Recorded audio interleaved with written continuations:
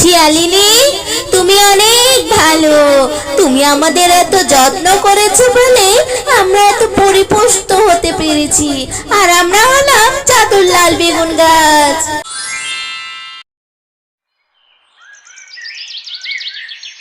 হ্যাঁ গো, শুনছো?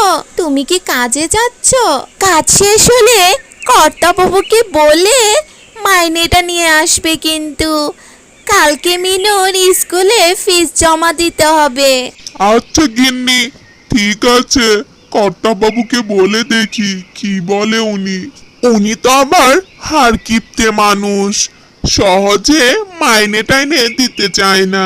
তবে তুমি কোনো চিন্তা করো না গো গিন্নি, যে করে হোক কর্তাবাবুকে বুঝিয়ে আমি টাকাটা নিয়ে আসবো। এখন আমি কাজে গেলাম।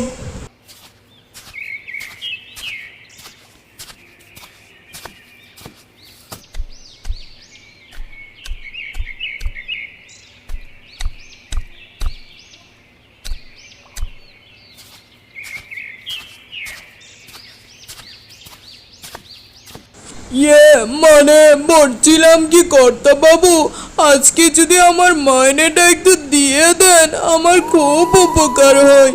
আমার যে মেয়ের স্কুলে ফিস জমা দিতে হবে, আর বয়স্ক মারও ওষুধ নিতে হবে, ঘরে যে চাল ডাল কিচ্ছু নেই। আচ্ছা হয়েছে হয়েছে, এত নাকে কান্না করিস না, দিচ্ছি মাইনে। এই নে 4000 টাকা। কর্তাবাবু গো, আমার মাসিক মাইনে তো 10,000 টাকা, আর তুমি যদি আমাকে শুধু 4000 টাকা দাও, আমি এই 4000 টাকা দিয়ে সংসার চালাবো কিভাবে? আর আজকাল জিনিসপত্রের যা দাম, আমাদের মতন গরিব যে কি খেয়ে বাঁচবে আল্লাহই জানে। শোন মিচকে, আমি তো তোকে আগেই বলে দিয়েছি, তুই যদি আমার জমিতে 24টা ঘন্টা সময় দিতে পারিস, তারপরেই আমি তোকে 10,000 টাকা মাইনে দিব। নাইলে কিন্তু আর কোনো টাকা পয়সা কিছু দিতে পারবো না গো। তুই এখন যা এখান থেকে। কর্তাবাবু গো, এমন অবিচার করবেন না গো আমার সাথে, আমি যে অনেক গরিব মানুষ। শোন মিচকে, এত কথা বাড়াস না, যা এখান থেকে তুই এখন।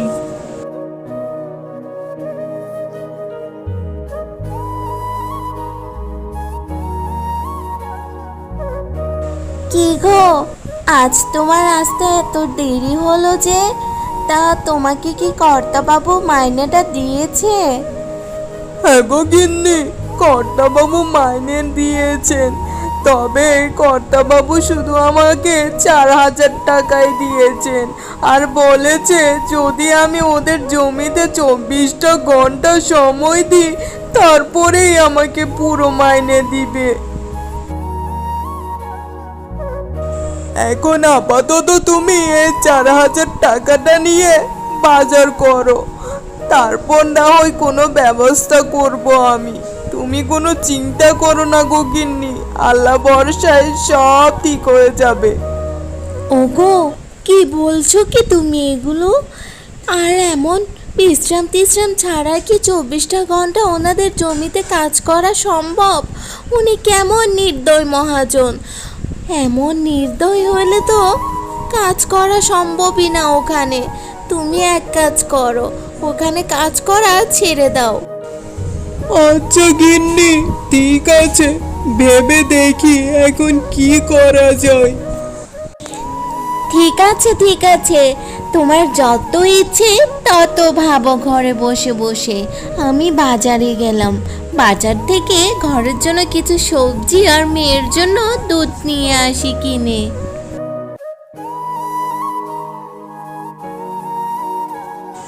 ও বেগুন আছে গো, বেগুন, টাটকা টাটকা লাল বেগুন, একবার খেলে বারবার খেতে মন চাইবে। আসুন আসুন, কিনে নিয়ে যান টাটকা টাটকা লাল বেগুন। ও শিয়ালিনী গো, তা তোমার কি বাজার সাজার করা শেষ হয়েছে? দয়া করে আমার কয়েকটা বেগুন আছে, কিনে নিয়ে যাও না গো। আমার স্বামীটা যে অনেক অসুস্থ, আর ওর জন্য ওষুধ নেওয়ার মতন আমার কাছে যে এখন কোনো টাকা নেই। তুমি যদি বেগুনটা কিনে নিয়ে যাও, আমি ওর জন্য ওষুধ কিনতে পারবো। বাঘিনী কাকি গো, আমার যে এখন তোমার বেগুন কেনার মতন অত টাকা নেই হাতে। আমার কাছে তো শুধু 50 টাকা আছে, তাও আমার মেয়ের জন্য দুধ কিনবো বলে রেখেছি। আর এখন তোমার বেগুন যদি কিনে নিয়ে যায়, তাইলে তো আমি আমার মেয়ের জন্য দুধ নিতে পারবো না। শিয়ালিনী গো, দয়া করে বেগুনটা কিনে নিয়ে যাও না। আমি যে অনেক বিপদে পড়ে তোমার কাছে হাত পেতেছি, তুমি আমাকে ফিরিয়ে দিও না গো শিয়ালিনী। আচ্ছা আচ্ছা বাঘিনী কাকি, তুমি আমাকে না হয় 50 টাকার বেগুন দিয়ে দাও। আর এটা কেমন বেগুন? এরকম লাল বেগুন তো আমি আমার বাপের জন্মেই দেখিনি। তুমি আমাকে বিশ্বাস করে বেগুনগুলো নিয়ে যেতে পারো। বেগুনগুলো কিন্তু খেতে বেশ দারুণ হবে। পোকা শিয়ালিনীকে ভালো মতন ঠকিয়ে দিয়েছি।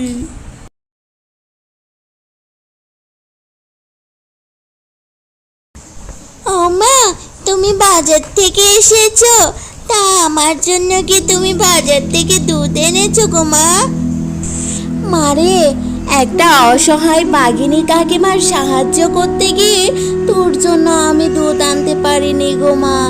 আর তুই কোনো চিন্তা করিস না, তোর বাবা যখন আবার কাজে যাবে তখন টাকা দিলে আমি তোর জন্য আবার দুধ কিনে নিয়ে আসবো। আর বাঘিনী কাকি বলেছে এই বেগুনটা নাকি খেতে বেশ দারুণ। আচ্ছা মা, তুমি যে একটা অসহায় বাঘিনী কাকিকে সাহায্য করেছো, এর জন্য আমি একটু রাগ করিনি। আর তুমি না হয় আমাকে বেগুনের সবজি বানিয়ে দাও, আমি ওটা দিয়ে আজকে খেয়ে নিব। আমার সোনামা, আমার সোনামাটা সব কিছুই বুঝে। আল্লাহর কাছে লাখো কোটি শুক্রিয়া যে তোর মতন একটা মেয়ে দেওয়ার জন্য। আচ্ছা ঠিক আছে, তুই গিয়ে বস, আমি এখনই তোর জন্য বেগুনের সবজি বানিয়ে দিচ্ছি।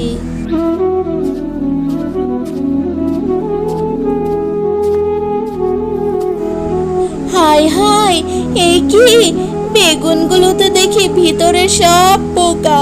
তাইলে কি বাঘিনী কাকি আমাকে অসহায় সেজে ঠকিয়েছে? হায় হায়, এখন আমি কি করব?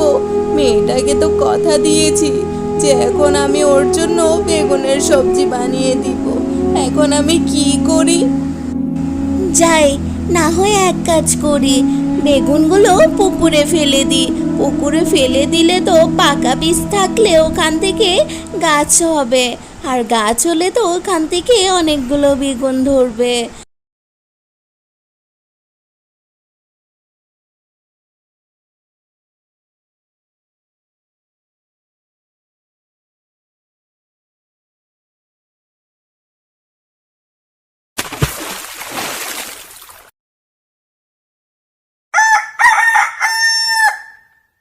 হায় আল্লাহ, এই আমি কি দেখছি?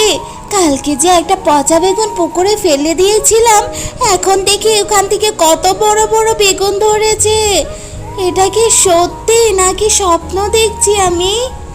শিয়ালিনী, তুমি অনেক ভালো মনের শিয়াল, তাই তো তোমার এই ফেলে দেওয়া পচা বেগুন থেকে এতগুলো বেগুন গাছ হয়েছে। আর আমরা হলাম জাদুর বেগুন গাছ।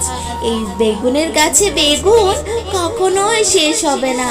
এই বেগুনগুলো তুমি খেতেও পারবে, আর চাইলে বিক্রিও করতে পারবে। আর বিক্রি করে তোমরা তোমাদের সংসারে সমস্ত অভাব অনটন দূর করতে পারবে। হে জাদুর বেগুন গাছ, তোমাকে অসংখ্য ধন্যবাদ। আমাদের এই অভাবের সংসারে তুমি আমাদেরকে একটা রুটি রোজগারের ব্যবস্থা করে দেওয়ার জন্য। তো এখন থেকে আমরা বেগুনগুলো বিক্রি করে আমাদের সংসারে সমস্ত অভাব দূর করতে পারবো।